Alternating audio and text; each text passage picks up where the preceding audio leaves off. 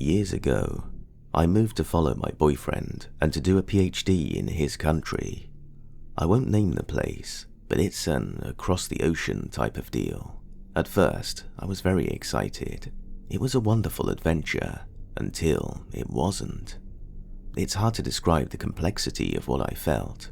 I felt alone, misunderstood, far from my family and friends, and even though my boyfriend is wonderful, I really felt the weight of not finding any human connection. This could explain why I acted so weird and disconnected from reality in the following story. I'm also a very naive woman, and I like to see the best in people around me. This has been problematic more than a few times, but this story may be the worst example of where this candid attitude got me. My boyfriend and I are into BDSM. We do it alone, on our own, and do not participate in events or anything. I do have an account on a known BDSM website. I go there to find new ideas for our sessions, and sometimes, but rarely, post pictures. No face, no tattoos, and I often wear wigs. I get contacted by interested doms once in a while, even though I clearly state I'm not available. Usually they send me a copy-paste message, so I just ignore them. Once in a while though, I'd get a more personal message and make an effort to answer that I'm not interested and that I'm in a relationship. This is how my discussion with Nick started. He didn't approach me with a "will you be my sub," but with curiosity about how I got into BDSM, stating he was quite new to the domain and was interested in understanding the way of life. So I gladly explained. Explanations turned into discussions. He told me he was in the police and that he investigated drug cartels. He also told me he was married and that he had kids. Interestingly, we had a lot of hobbies in common. A lot. I won't go into details about those hobbies, but they're kind of specific. Feeling very lonely, combined with the fact that I felt I could trust him because he was married and had kids, I accepted his invitation to start texting on WhatsApp. I want to be clear, my boyfriend knew about this from day one. Plus, we had been talking on this website for almost 3 months before switching to WhatsApp. He was very friendly and interested in my day-to-day life. He'd shared pictures of his kids and of investigations he was working on. This went on for another 3 months. Then, one day, he told me he had to interview a suspect close to the town where I lived and asked if we could meet for a coffee. I agreed and we met for the first time. Before anyone panics, my boyfriend was hiking with friends for a few weeks. I texted him, but he didn't have signal. Plus, we have a very trusting relationship. He has a lot of girlfriends, and back in my country, I hung out with a lot of boys. This isn't weird for us. Back to this first encounter. It felt as if we had known each other for years. We had a great time from the beginning, and I was so happy I'd found a friend far from my country. He knew I loved reading thrillers and enjoyed murder investigation videos, so he showed me his gear: handcuffs, sampling kits for small investigations, other restraints, etc. It didn't feel weird at that moment, but afterwards, I kind of understood that this could have been a way for him to show off what he could do. However, as the night went on, after grabbing drinks from a nearby bar, he forced me against a wall and kissed me. I was shocked, really, but barely managed to push him off me. I told him it was inappropriate, that he was married, and that I was in a relationship. He was really sorry and felt ashamed. He told me he felt there was something between us, and I was like, yeah, it's called friendship. I was disappointed, and we parted ways. Days later, after he apologized over and over again, he called me to meet up. He wanted to take me for a ride in his hometown. It's a pretty place. He's got a bike and he wants me to enjoy the scenery in this country that I barely know. I agree. It's his hometown. He works there. He lives there with his wife and kids. Surely I'll be safe. In short, I wasn't. Again, he kissed me and tried to push for more in the middle of a park where he brought his children to play on the weekends. So I told him to bring me back to the bus station so I could leave. He did, and then proceeded to tell me a story about how he had recently got a drug seller out of hiding by modifying text messages sent by his girlfriend. He basically made him believe that she was cheating on him to get him to confront her, and then arrested him. I don't know if it's true, I don't know if it's possible, but to what had just happened, what I heard was, I can make your boyfriend believe you're cheating on him. And my boyfriend was still on his hike at this time. We did talk once every few days, and I told him everything from the moment he had some cell signal. Meanwhile, I was confronting Nick about that. His behavior was really strange, as he went from, "I'm sorry, I think I'm in love with you," to, "If you tell the cops, who do you think they'll believe? Their colleague or an immigrant?" I got scared and tried to cool things down with him. I just felt he could go crazy at any moment. He clearly wasn't used to girls refusing him. At that point, I thought it would be safer for me and my boyfriend to maintain contact with Nick, albeit with less enthusiasm than before. But after understanding how obsessed he was, I blocked him from all platforms where I knew he had an account. But he found me. He sent me my address, asking if I loved living in that particular part of town. I never gave him my address. Guess he could pull some strings at the station and get my info. He even came to visit me at my job. I was so scared, I just played it as if everything was okay. I told him my boyfriend wanted me to cut ties with him because he was angry about what had happened, which was true, but I also wanted him out of my life. I didn't know how he would react if I told him, however.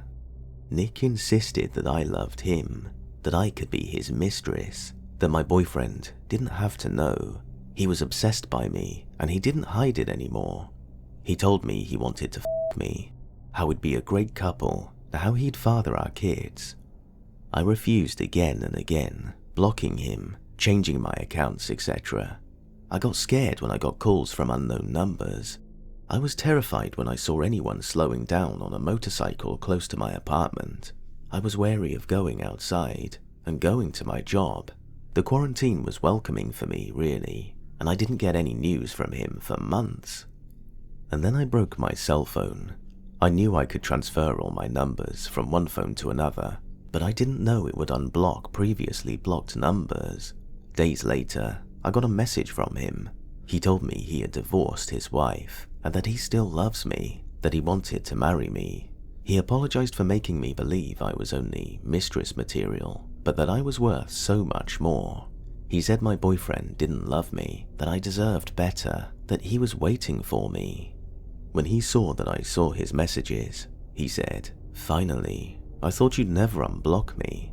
Does that mean he'd been sending this message over and over again, in hopes that I'd finally see it?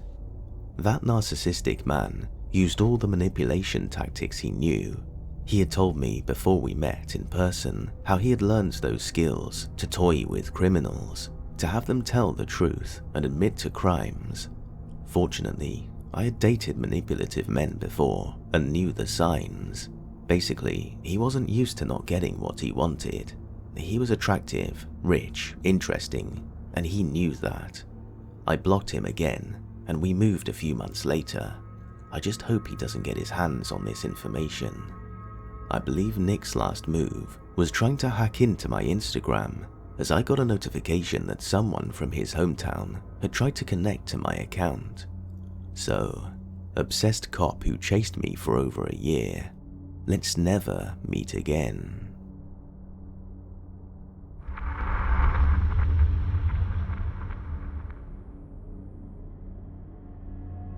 Six years ago, I was a new mum, learning to balance my job, family, and health. My social life primarily existed on the internet at this time, and Facebook and Instagram were the main ways I kept in contact with others. I received a friend request from Steven, an old friend from high school. I accepted, and everything was normal for a while. After a couple of months, Steven sent a DM asking how I was. The conversation was fine, but it didn't take too long for me to realize that this wasn't the Steven I knew. They had the same first and common last name. His profile picture was not a picture of himself, so I never realized this was a different person. Either way, we had several mutual friends, and he didn't do anything especially creepy, so I left him on my friends list. He would occasionally message and chat, and he just seemed like he was someone that was a bit socially awkward, but harmless. I would respond, but kept the conversations brief. One day I got a text from him, which surprised me because I never gave him my number. I asked how he got my number, and he said from my website, which was fair. I'm an artist and had an email and phone contact info on my site. He began texting several times a day, and I would give short responses, followed with something like, at work, or dinner with the fam, have a good evening. He started talking about his new boyfriend, saying that he was one of the few gay conservatives, and things were going well. I told him I'm glad he has a partner that aligns with him, and wished them well. He then began talking a lot about conservative politics, and was aggressive about it. I told him I was a liberal, so it was probably best we didn't have those conversations. His messages began turning sexual, where he would ask if I wanted to hear about the sex parties he and his boyfriend threw. I told him no, I didn't really know him, and it was inappropriate. One day I was busy with work, and returned to my phone to see dozens of messages from him, angry that I wasn't responding, and he went on and on sharing very graphic sexual stories. I responded and told him. I had been polite to him because he seemed like he didn't have many friends, but this was way too much, and I was blocking him. I told him that I didn't believe he was gay, and he was just saying it in an attempt to make me think he's harmless. I proceeded to block him on social media, and I blocked his phone number. A couple of days later, I start getting lots of friend requests from accounts that I didn't have mutuals with, and no friends. I knew they were probably fake pages that he was creating. I would block them and move on. Then I began getting phone calls and texts from fake numbers. Same thing. I would block them and move on. I messaged our mutuals to ask if they knew about him, and none of them knew him. He had just requested them and they accepted. He began sending requests to my friends, family, and other women in my dance troupe. I let everyone know that they needed to block him. For months, not a day passed that I didn't get a weird call or friend request or DM. It would range from a normal, "How are you?" to vague threats of, "I could make you talk to me if I really wanted to." He lived several hours away, so I wasn't particularly concerned. Things got quieter until one evening. My notifications started going off like crazy. My phone was ringing with unknown numbers. It was on my art page. Probably 15 different accounts had posted porn on my page, or things like, "OP is a whore," or "OP is a thief." I knew it was him, because he also accidentally posted from his real account. I didn't realize that I never blocked him from that page. He also sent a message to my art page saying, "Sorry for that," and he missed his friend, and he was just trying to get my attention. I didn't respond, blocked him, and called the police. Since stalking and harassment laws are awful, they didn't do anything. Later that night, I woke up around 2 a.m. for no reason other than I was having trouble sleeping. I was up for a while, playing on my phone, when I started hearing a strange sound coming from the living room. It was back and forth between quiet cracking and scratching. At the time, we lived in a large ranch house, and the living room was at the other end of a long hall. I got up, thinking that my cats were into something, or maybe after a mouse. I flipped on the living room light, and the sound stopped. I scanned around looking for my cats, when I noticed an open window. Our windows were large, from floor to ceiling, and opened by pulling them down from the top. The top of the window still had pry marks, and the lock was broken. Thankfully, this house was old, and the windows did not open easily, and he had only been able to open it about 8 inches. I woke my husband up, got my son out of his room, and called the police. I knew it was Stephen. It was too big of a coincidence that he blew up that day, and then someone tries to break into my house in the middle of the night. We couldn't prove it was him. There was no evidence, other than what had happened that day, that pointed to him. The police spoke to him, and I believe that it scared him enough to leave me alone. I was obviously horrified at the time, and I began to look up anything I could find about him. I wound up finding his YouTube channel, which solidified my fears even more. He posted Rush Limbaugh-style rants when he would get angrier and angrier until he was red-faced and nearly spitting. He frequently talked about violence and would show off his gun collection. This led me to finding his real name. I googled his name and found that he had been arrested 2 years prior for holding a woman against her will in a hotel and attempted to assault her. Thankfully, she was able to escape with only a bloody lip. We moved not long later. I wanted neighbors and off of the farm. I removed my phone number from my website and I locked down all of my social media. I still sleep with a baby monitor in my son's room because I'm so scared of someone coming in at night. His YouTube channel was shut down after a bit and I haven't heard from him since. So Stephen, I hope you wound up in jail, and let's not meet.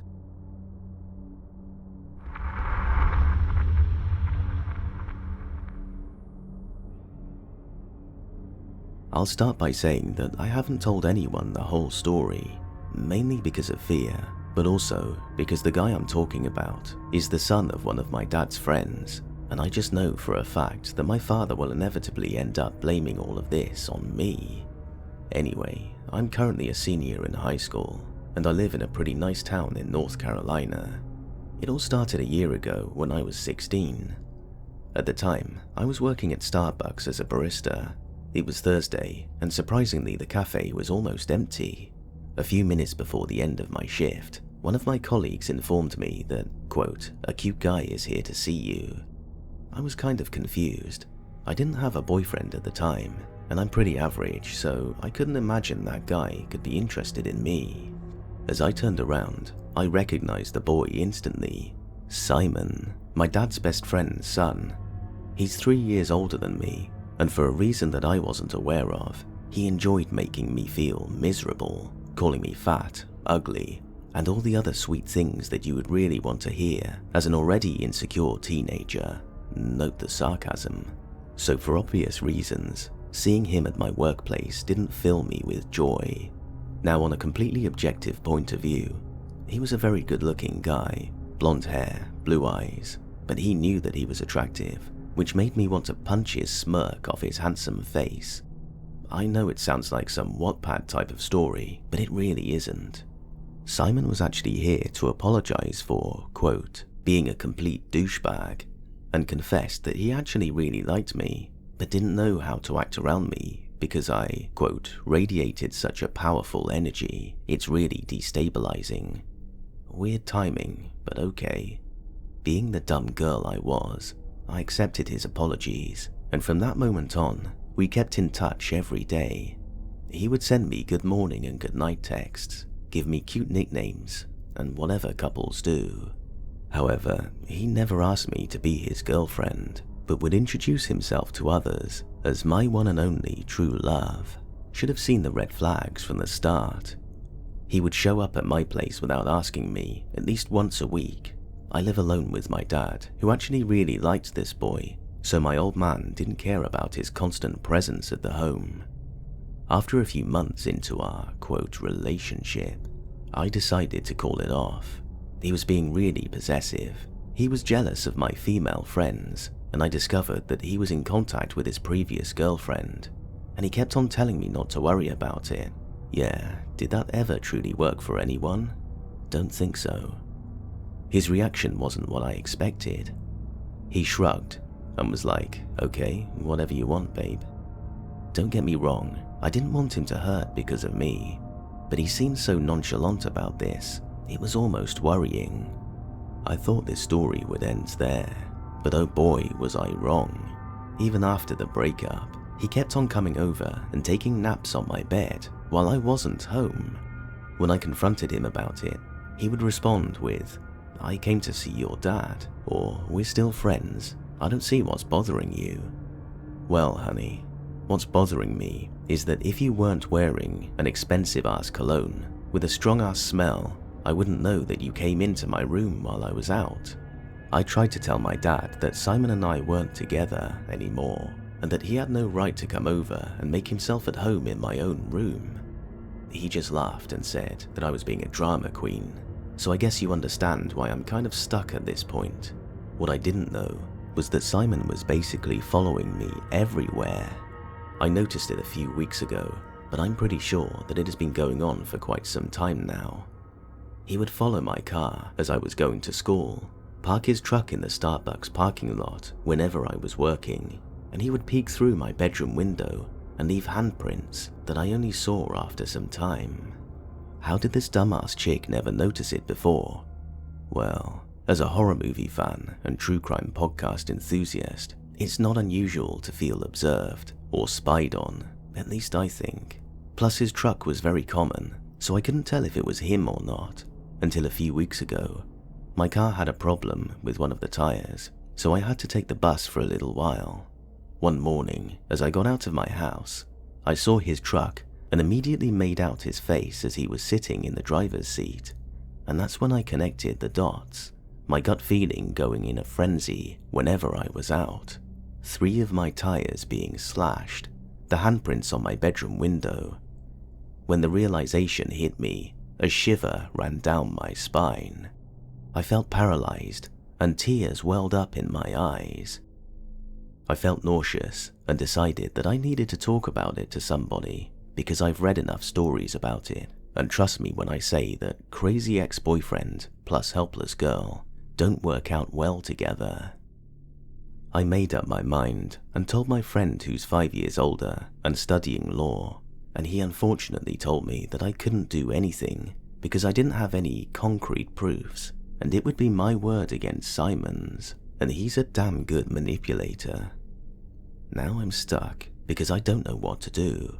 I tried to take pictures of his car, but due to the lack of light in my neighborhood, I never managed to snap one in which we would recognize him.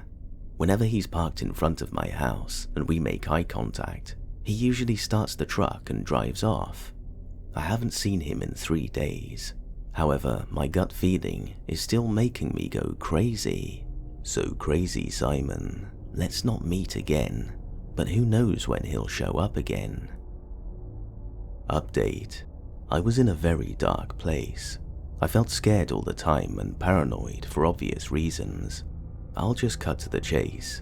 I finally sent my application for a community college in another state, and from what I've gathered, when I talked about my admission in that college with my English teacher, he affirmed that I was most likely going to be accepted, which is so relieving.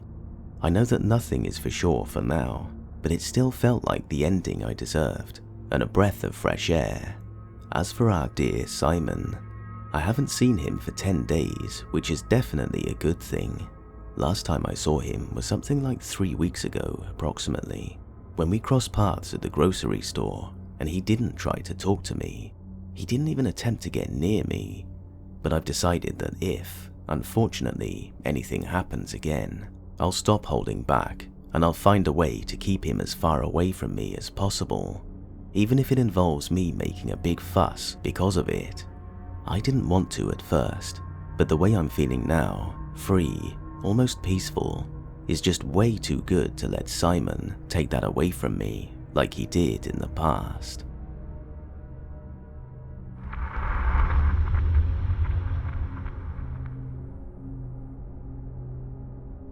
This happened to me in the summer of 2015. I was dating a guy who lived in the city, and I was living at home at the time in the suburbs. Neither of us had a car, and since I lived at home with my bedroom right next to my grandma's, I always went to him.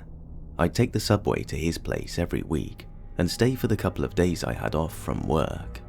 To get to his apartment required taking 2 trains. One day, I was headed to see him. It was super hot out, and I was wearing a skirt with straps, a crop top, and knee-high socks. Hey, I wanted to look cute. I guess I feel this is important, as I probably stood out in this outfit, and unfortunately, I probably should have been more careful about what I was wearing, which sucks. Anyway, I'm on the first train, and after a few stops, I notice a man get on. I kind of couldn't not notice him, as he chose to stand right in front of where I was sitting and stare at me, rather than take an empty seat. It made me feel weird. The man in general gave me a very creepy vibe. He was probably in his 40s, looked unkempt, and otherwise kind of just a basic looking white dude whose face I can't even picture now.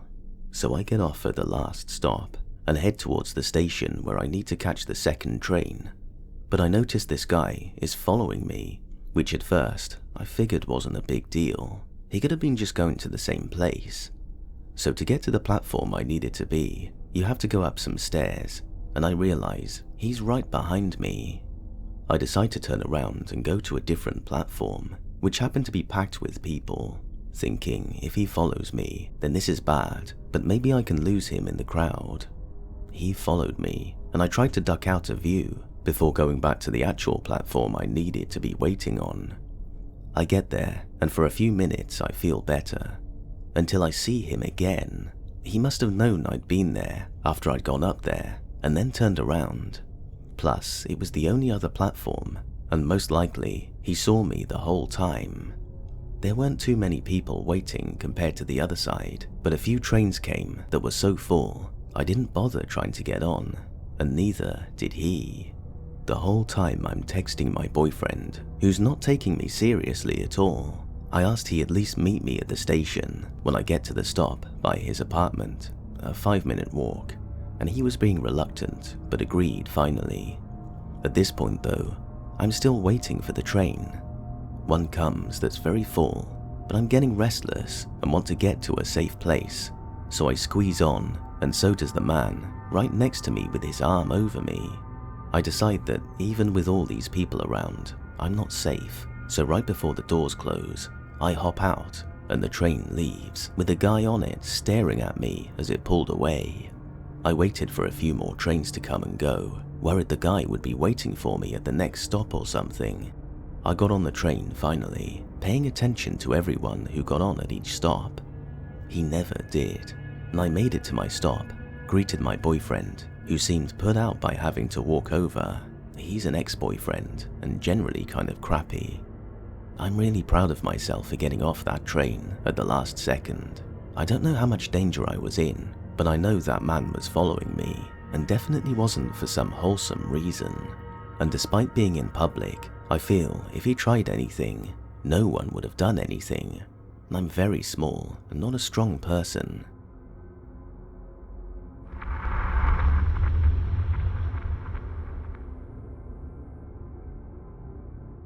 For context, I'm female.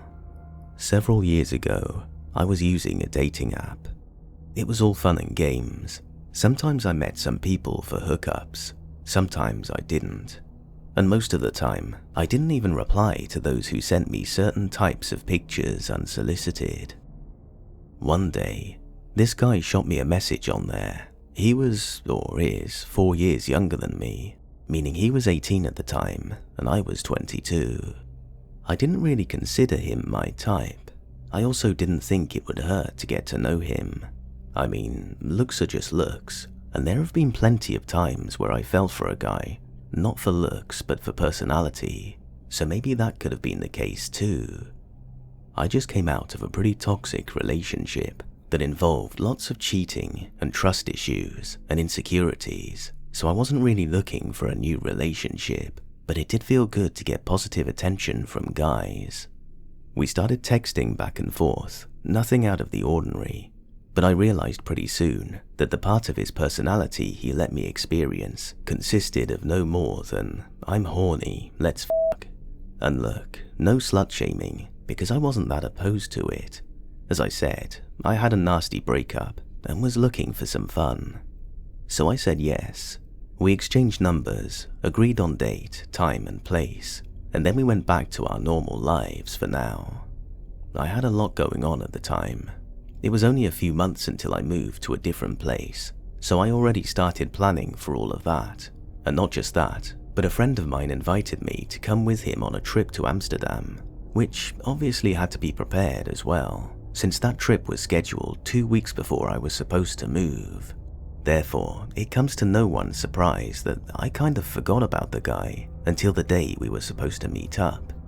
He texted me a few hours earlier to see if we were still clear, After I scolded myself for forgetting, I told him that we were meeting as planned, even though that would throw my schedule off a little.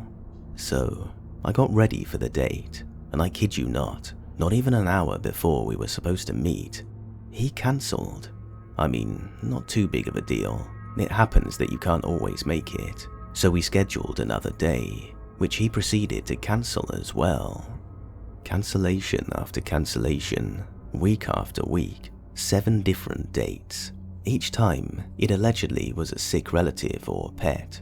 So clearly, I took that as he didn't really want to meet me, which would be fine. I'm not everyone's type either, but he could have at least had the decency to not lead me on then. So I told him off about his crappy behavior and blocked him. Maybe that was a bit of an overreaction, but I just didn't want to waste my time with a guy that seemingly always found excuses not to meet, when I could focus on either the moving process, the vacation process, or with another guy who was actually interested. But then, he messages me on the dating app. How dare I block him? He wanted to meet me, but I was just an unappreciative bitch. Obviously, after that, I blocked him on the app as well. I thought that I had heard the last of him, so I went on with my days. I already started forgetting about him after a few weeks. And then another account messaged me, fake pictures and all. But it didn't take long for me to figure out it was him.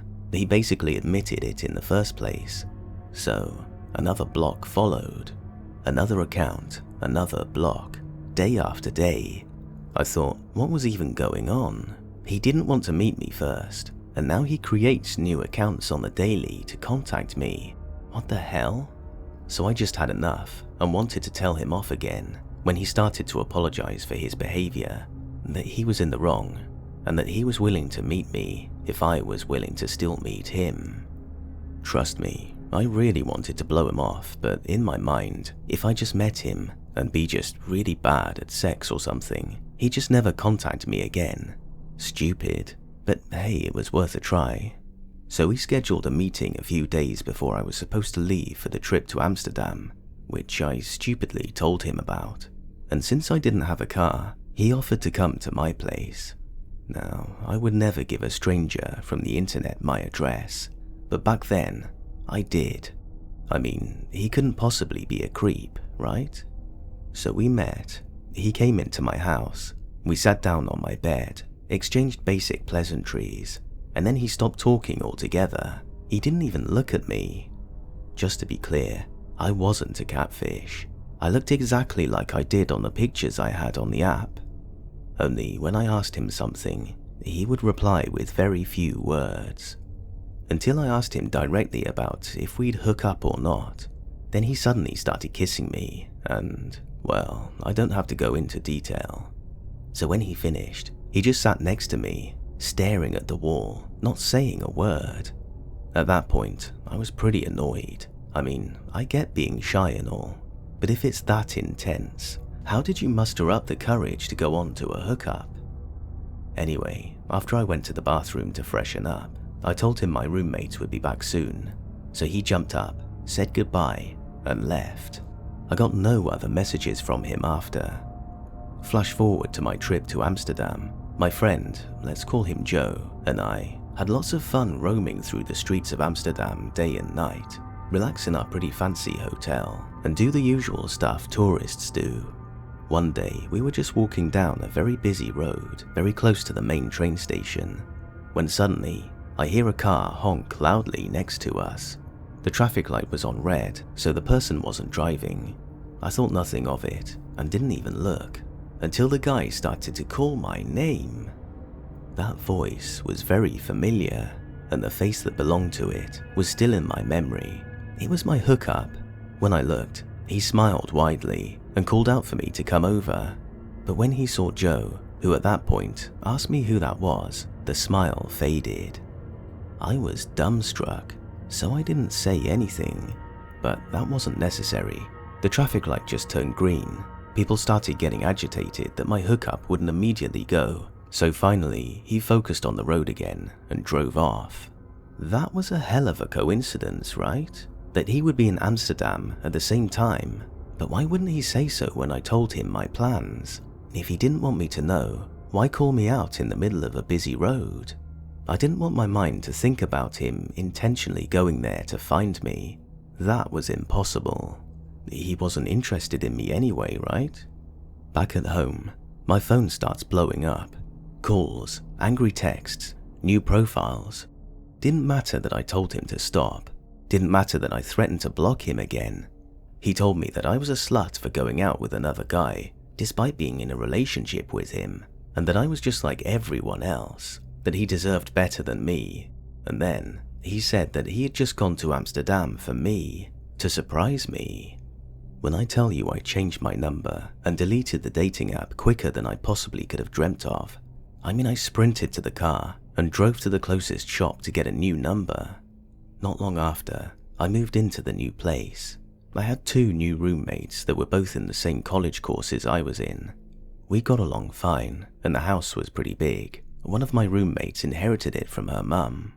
The moving went smoothly. I didn't get another text. I didn't get any messages on my social media, and he didn't show up to my old place. Eventually, a few months later, I basically forgot about him again. For more context, the house was in a village, not even a small town, but a village. There were no shops, no nothing. Shopping we'd have to do in the next town that was approximately 4 miles away. My room was on the ground floor. The window of that room was right next to the entrance door when you were looking at the house from the outside. And right beside my room, outside was the carport. The ground was covered in gravel, and if anyone moved, the light of the carport would turn on. It was a pretty hot summer, so sometimes I slept with my window open. I wasn't that afraid, because once again, it was a small village, and barely anyone would drive through here. So one night, I was just sleeping, even had my back turned towards the window, and then I started to hear someone walking on the gravel towards my window. Immediately, I turned around, of course, and I saw a guy walking past my window, though he didn't look inside. He walked to the mailbox and seemed to throw something inside. Then he left again. I was stunned for a few seconds, but at least it wasn't a murderer, I thought. So as soon as I could move, I closed the window and kept it closed each night from that point onwards. This actually happened a few nights, that someone would walk to our mailbox in the middle of the night, but nothing was ever inside, at least that I knew of. It was weird, but maybe one of my roommates were receiving something personal and they just didn't want to share. Cut to a few nights later, I was minding my own business when I suddenly heard some gravel again. My roommates had just gone to bed about half an hour ago, and I didn't hear anyone leave, so I thought it was just the mailbox guy. But this time, he didn't walk to the mailbox, he just walked to the carport. I know that because the light turned on. Immediately I texted my roommates about a guy in our carport.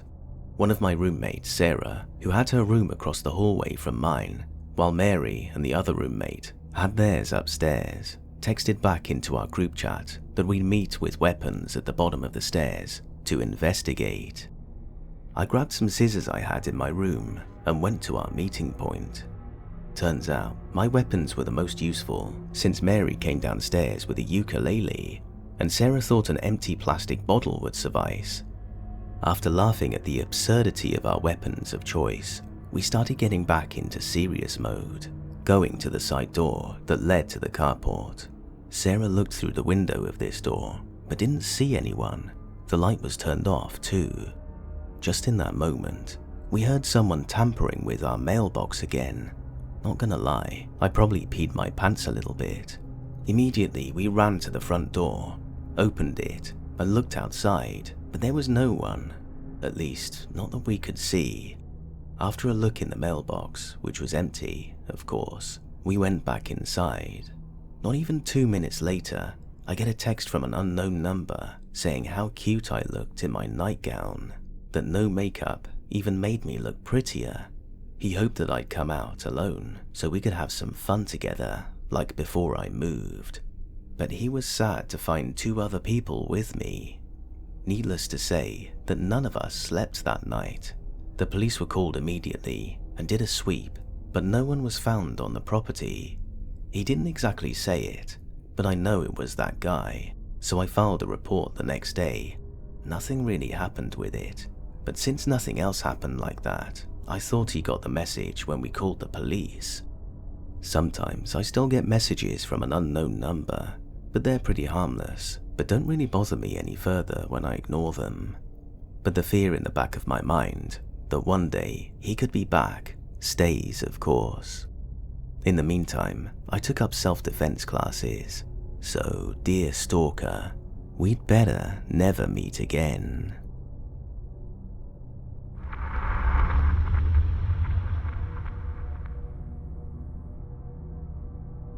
So, I've been living alone in a foreign country for a year already.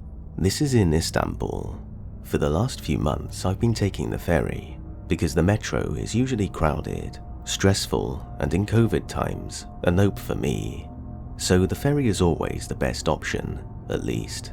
This was my thought until last week.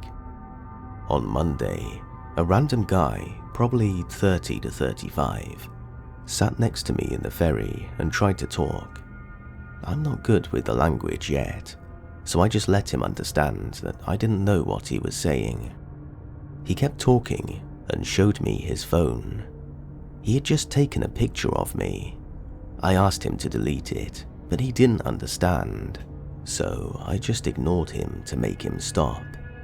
It was irrelevant at that moment.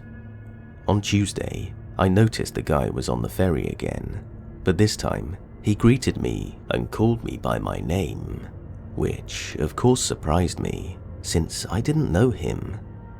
He sat next to me and kept talking non-stop, but this time he went over familiar and tried to hug me.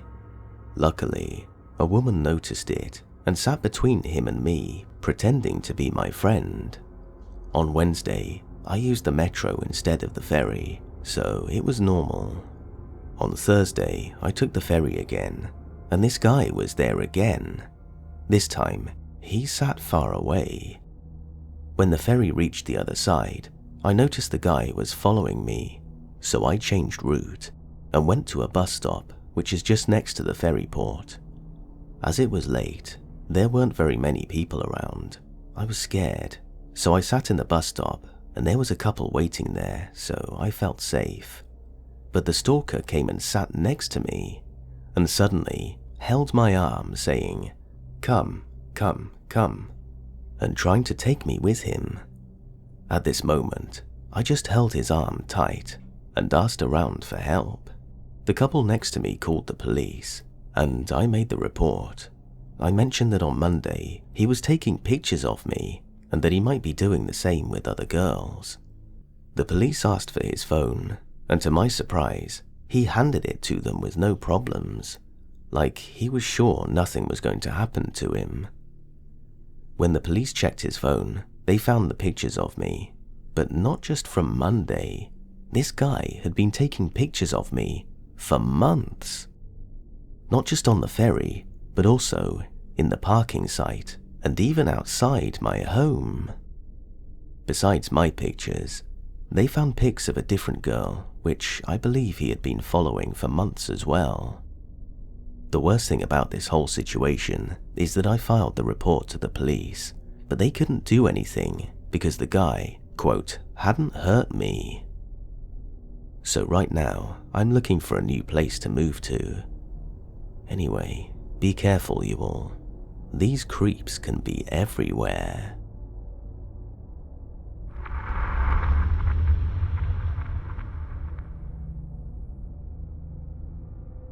It's hard for me to write this because it's only been a year since it stopped. It started in 2014, and it happened in my home country of Sweden when I went to an art school for a summer course as a form of daily activity. The people at this art school were some of the worst people I have ever met, and that included me because I was kind of a thrush back then too. I was 21 years old and had little experience in the real world. I had done 2 extra years of school because of switching majors and taking an extra year for my second choice, so I was literally on my first year of independence. I also have a light form of autism and didn't receive schooling until I was 12, which made me a bit more slowly developed mentally during high school, but I'm all caught up now. Basically, I was a 21-year-old with very little experience in life. The people I met at the art school were not, let's say, the highest of achievers. They were some of the meanest and most terrible people I've ever met. They treated each other, and me, awfully, as well as the teachers, but I was quite the little turd too. In fact, I feel like being around those people also made me worse. What started the stalking was an incident involving acrylic paint. It was going to be thrown away, so some of us took some of the paint so it wouldn't go to waste, and I finally took the remaining paint. And that's when Anna showed up. This is how she introduced herself. My art teacher was pushing these big tables on a trolley through the narrow passageway of the art hall, and Anna, dressed in expensive designer clothes, stood in her way. So my art teacher, not fearing anything, screams, "Move it!" Anna snaps towards her with this crazy look in her eyes and shouts, "Excuse me, do you know who I am? I'm a famous woman." My art teacher, not impressed, responds with, "Okay, famous woman, move it." That was how we learned of Anna, the famous artist. She then proceeds to have all the terrible people of my class schmooze over her and treat her like a celebrity, but her real reason for being there was because of her paint, so the great hunt began. I was roped into it, and my initial plan was to give her back her paint so she could be off, except during the hunt, I got these terrifying red flags. She kept sniffing the paint of other people to see if any were hers. Apparently, she poured some kind of oil into the paint so she could sniff her way to where they were. During the hunt, she admitted that she had been put into treatment for the criminally insane because she had stalked a previous schoolmate that she thought had stolen paint from her. She even showed a CCTV video of her old schoolmate pulling a suitcase behind her, saying that's where, quote, she had the paint that she stole. I asked her how she got the video, and she said that her dad had connections with the local government, which had gotten the video from one of the local government's cameras, which is illegal for a layman to get access to. During this time, she even showed me the court document which he had saved as a PDF on her phone. She also admitted to sending messages to a famous artist in Oribro because, quote, a voice from heaven told her to do it, and that he was destined to help her with her career. Anna also thought that staring wide-eyed made her more attractive, like the kind of stare where you can't see any eyelids at all. So while she was saying all of this, she had this crazy-eyed look on her face. I was terrified of her and couldn't figure out a way of handing back the paint, so she ended up threatening to have the principal fired if she couldn't search every room for it. And when she did find all of her paint, she put it in one of the school's rooms and said that she would pick it up when, quote, she wanted to. She said that she would come every year during the art exhibit to check if her paint was still there, and that she would sue the school if she found it missing. What a crazy person. End of story, right? How I wish. About 2 years later, I enrolled in a 1-year basic art program at school. I'd completely forgotten about this crazy person. At one point, we were cleaning out the art rooms, and her paint was brought up again, and it would be again thrown away. Me, not remembering that crazy, famous artist, took a nice crimson bottle for myself, while others took some of the not ruined color. Opened acrylics go bad after a while. Then, as we all tried to continue with our lives, the crazy lady one day returned and started sniffing all the colors. I didn't recognize her at all and had forgotten about how dangerously deranged she was. I had even forgotten that I had gotten the crimson color from her paint, so when she started interrogating me for why the paint smelled like hers, I didn't know what to say. She also smelled her paint at some other girl's table and was harassing her as well. Thinking that this was all more fuss than it was worth, I threw away the crimson paint. It had started to cut from age anyway, and that's when everything went to hell, and crazy-eyed Anna became my stalker. When she found out that I'd thrown away the paint, she became convinced that I'd re-enrolled at the school specifically to steal her paint. She started convincing a bunch of gullible, and to be honest, low-achieving people that this was true, and I started being harassed. It started with a physical attack. I was painting alone in the evening, minding my own business, when this huge brute ran into me, tackled me to the floor, and hit and kicked me. While this was happening, crazy-eyed Anna was fake crying in the corner, but I could see on the floor how she went from fake crying into gleefully smiling as I was being kicked and hit. Another girl she had recruited picked up and smashed my phone, breaking it. As the guy stormed off and the second girl followed, I stumbled to my feet and asked Anna why she had done this, and the answer she gave me made me realize what kind of person she was. "So you will know that I can hurt you if I want." That was the answer she gave me.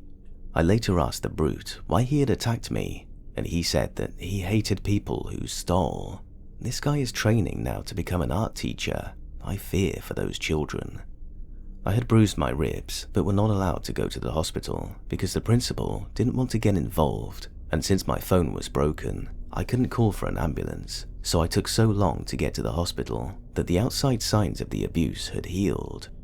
During this time, crazy-eyed Anna started wearing a crimson jacket wherever she went. I asked her why she was wearing it, and also said she looked pretty, thinking that talking nicely to her would start a friendly conversation and maybe smooth things over.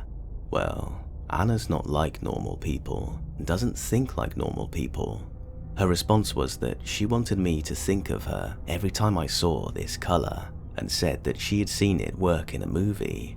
Then she added, "I'm more beautiful than you will ever be." Wherever she went, she had a horde of schmoozers around her, all thinking she was some kind of famous and fancy artist. But eventually, she had to leave school, and I thought I had peace. Except she one day suddenly showed up and gleefully presented me with the school's Russian exchange student. This student had been sitting at my table every day for weeks, and I hadn't paid it any mind because, why should I? She was allowed to sit there. But this is when crazy-eyed Anna drops the bombshell that this exchange student was A, not a real exchange student, and B, she had been putting her phone on the table each mealtime while having it on speaker with Anna on the other end, silently listening into my conversations. I remember how when she first told me, I didn't believe it, and part of me still had a hard time realizing the lengths this woman was going to were real. But it was what she said next that terrified me most. She said, "I know about the secret messages behind your words. I know what you were up to, and I heard a voice from above that told me that it was my mission in life to keep an eye on you and make sure you behave." The abuse at school quickly escalated after this. I was harassed and cornered in every classroom and chased around the school, and at the same time, I got no help. It happened one late weekend night. I was sitting in the school's texture room when a guy suddenly burst in and started running towards me, screaming, "What makes you think you can sit here?" He didn't go to this school. I jumped out of the window and started running towards my dorm and managed to call 112 in the meantime, which is the emergency number for Sweden, and managed to scream out that I needed help and where I was. I ran towards my dorm, but there was another guy who was waiting for me there. So I ran towards the head building, but a third guy was waiting there. They cornered me, and I remember how scared I was. I thought I was going to die. But then, a light of hope, blue and red lights from the road. I was saved. I remember how happy I was to see that police officer. Everything would finally be over. And then, he walked up to the girl who orchestrated all of it, Malin, and he greeted her like a friend. And I knew in that moment that he wouldn't save me. I screamed for help, and he ignored me. She told him that there was no issue here. He said he was looking forward to seeing her around town. Then he left. He left me. He just drove away. The last thing I remember is the backlights of that police car driving away. I wake up the next morning, laying on the ground with a huge bump on the side of my head. I don't know what happened. Malin claims that they never touched me, and I just passed out when one of the guys grabbed me. I know better. I know the pain I felt and the huge bump on the side of my head. I called 112 and I called for an ambulance. At this time, because of the abuse, I had memory loss. and couldn't quite tell the lady what the issue was, but I made a mistake. I told her that I'd called 112 the day before and that the police officer just left me, and she got mad, really mad. She told me that I was slandering her co-worker and to only call if I actually needed help, and then she hung up. I was alone again, with no one, not a single person on my side. I tried to make a police report against Anna and Malin, but the officer had, quote, heard about me and deleted my report. By this time, I'd had enough and thought about ending my own life, so I was forcefully put into a mental health ward, and the stalking didn't stop. Crazy-eyed Anna had a friend of hers be committed so she could come into the ward as a visitor in order to harass me. When I tried to go to art school again, she had people she had threatened join the same program so they could keep an eye on me. At home, she would have another guy she had threatened to park outside of my house a few times a week in order to scare me. During this, she would also have things stolen from me, things like shoes, gloves, and the like, and according to the people doing the stealing, this was because she had watched a movie where someone steals items and then puts them back to make someone go insane from the harassment. Crazy-eyed Anna would call me a few times a year, lying about being a data collector to get private information out of me, something that took a few years to even catch on to. Because she lived in a big city far away at the time, she constantly forced others to do the stalking for her. Most of them at one point she had given drugs to, and then would get them to do what she wanted by threatening to report them to police if they wouldn't. Others she just bribed with money or charmed. I've gone for hour-long bus rides where someone admits to being there for her sake. Most people are afraid of her because she won't leave them alone, and she'll do to them what she does to me if they don't say yes to her. One girl was roped into standing all dressed in red outside my supermarket. Another girl was also roped into sitting with her car outside of my house for hours a few days a week, all because of the fear of this woman. I learned from a cousin of hers that she affords all of this because she won an art prize for $500,000 SEK at one point. It's why she thinks she's famous. I also learned that most of her biological family has cut contact with her because she's been doing this since she was a teenager, and yet even with that information, no one would listen. When I tell people what she's done to me, people call me the crazy one.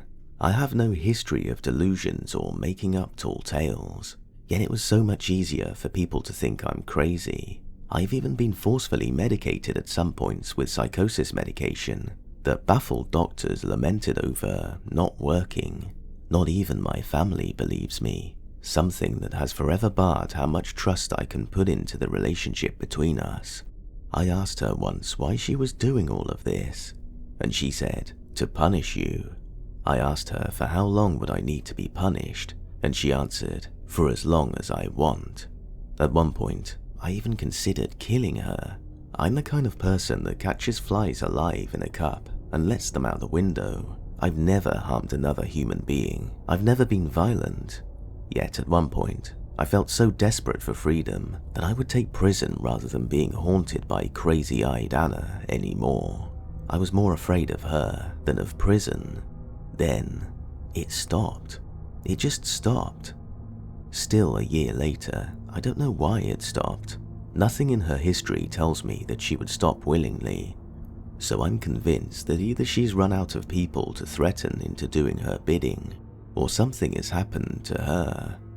It's possible that one of those people finally reported her and actually got taken seriously. I don't know. Even so, I can't feel relief. Not yet.